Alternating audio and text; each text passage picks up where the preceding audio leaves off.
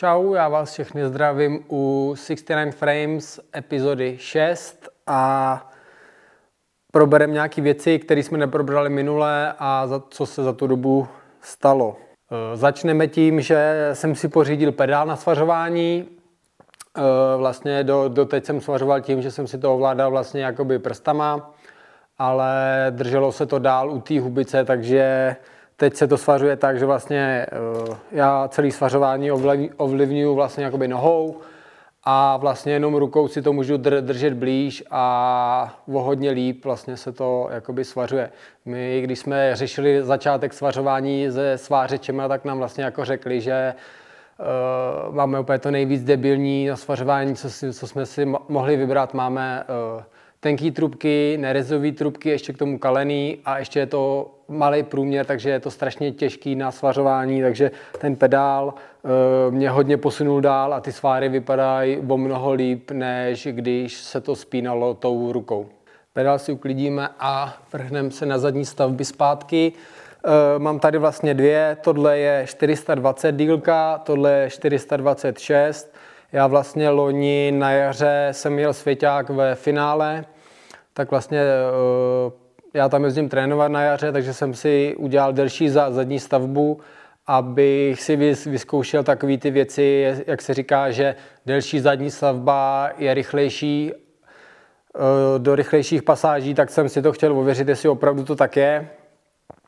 Jel jsem vlastně 4x měřený čas na 4 tlumičích na krátký a to stejný jsem jel na ty delší. Vlastně na ty delší stavby mě to jakoby přišlo, že jsem byl i rychlejší, ale vlastně ve finále plně to vyšlo stejně, že na ty kratší zadní stavbě o těch 6 mm jsem byl o 5 sekund rychlejší na všech tlumičích. Takže jsem zase byl rád, že to, co jsem si myslel, že vlastně je rozdíl vybírat si zadní stavbu u low pivotu a high pivotu je docela jakoby rozdíl, protože to zadní kolo u low pivotu vám začíná dost rychle se přibližovat k tomu rámu, což vlastně u high pivotu vlastně se vám jakoby to kolo furt jakoby roztahuje. Takže vy v té zatáčce, tam, kde vlastně jakoby máte třeba kolo v pozici, kdy na něm nikdo nesedí, a pak v zatáčce, tak ten high pivot může být třeba o centimetr kratší, ale v té zatáčce, když vy ho zasednete, tak to kolo je třeba o centimetr zase delší než u toho low pivotu. Já vám jenom ukážu o tom, jak jsme se bavili minule o tom vnitřním vedení, takže tady už je to zapájený, tady je ten vývod, vypadá to nějak takhle, skrz tu trubku. Tady ta trubička se vlastně zvolne, vyvede se tady tudy ven, zapájí se to, zabrousí se to a ten rám je vlastně jako krásně čistý. A vlastně ještě nejvíc jednoduchý je to, že vlastně vy tady strčíte ten mobil a tady tudy vám to vyleze ven. Tak, tady máme už rám vlastně po lakování, tady je to vidět už, vlastně ta trubička vlastně nikde není vidět, tady je jenom začátek, kudy to tam strčíte a tady to vlastně vyleze ven. Takže hodně lidí se mě ptá, proč ocel, tak vlastně ocel tady bylo to první, vlastně se na tom začínalo jezdit, takže na tom jezdili úplně všichni.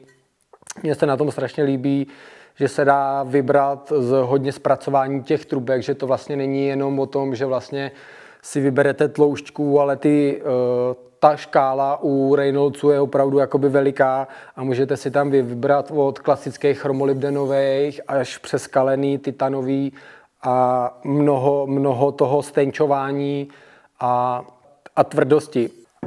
U vlastně většiny oceláků tak ta sedlovka drží vlastně někde jenom pod že se tam navařuje jenom takovej kousek vlastně tam, kde ta sedlovka drží. To se mi moc vlastně nelíbilo, protože ten celý tlak se pak ještě jakoby zvyšuje na tuhle část a myslím si, že to tam bude hodně trpět, takže my jsme vlastně vymysleli to, že ta vložka vlastně bude hliníková. Podle toho, jak ten člověk bude mít zasunutou tu sedlovku, tak se vlastně bude dělat různá dílka. Bude to poeloxovaný, aby to tam nezarostlo a vypadá to nějak vlastně jakoby takhle.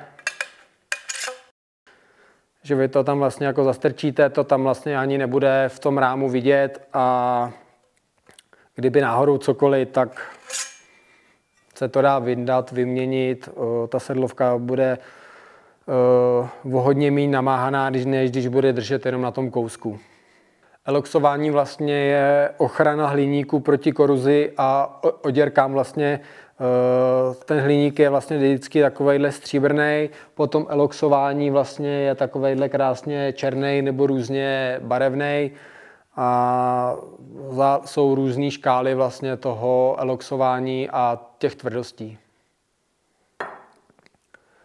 Endurové rámy jsou vlastně extrémně přetěžované, protože se vlastně jezdí skoro to stejné, co na sjezdu, jenom vlastně je to na méně cenných kolech, protože na tom kole není tolik zdvihu jako na sjezďáků, takže to dostává dost velký čout.